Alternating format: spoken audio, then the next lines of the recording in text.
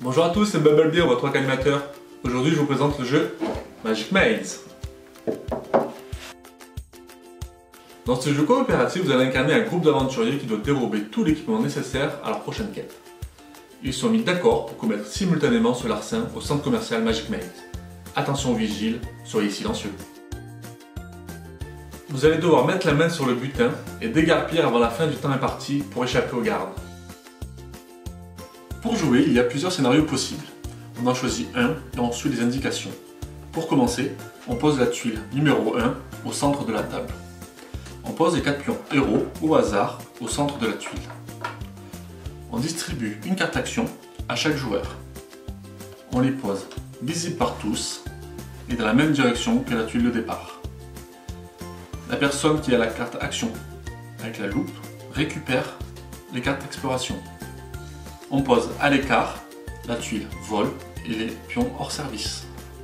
Voici quelques règles de base. Dans ce jeu, il n'y a pas de tour. On joue à n'importe quel moment et autant de fois qu'on veut. Il est interdit d'empêcher ou d'arrêter un joueur dans son mouvement. On est dans un centre commercial, on est en train de voler, soyez discret, interdiction de parler. Chaque carte action comporte une direction et certaines ont en plus un pouvoir. Vous ne pourrez effectuer que les actions de la carte que vous recevrez. Le joueur qui possède l'action emprunter les escalators est le seul qui peut déplacer un pion héros d'un côté à l'autre d'un escalator.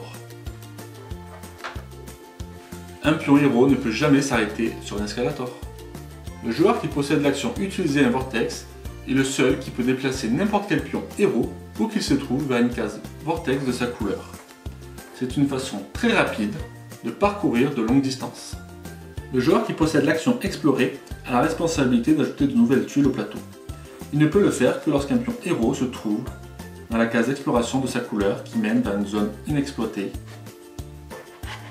Attention, la flèche blanche doit être dans la continuité de la case exploration utilisée.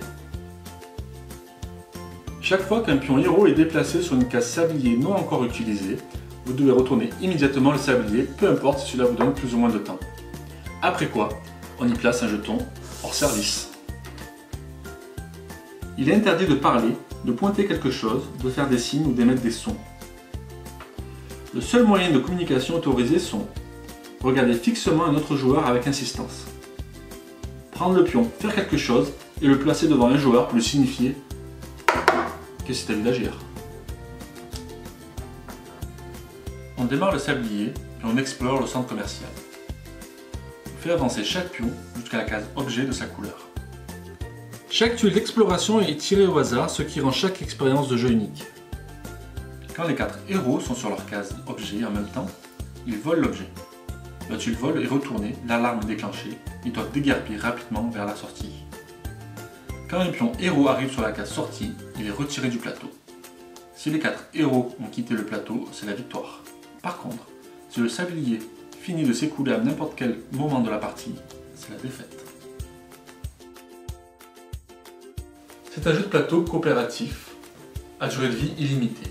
Il dure en moyenne 15 minutes. Il se joue de 1 à 8 joueurs âgés de plus de 8 ans.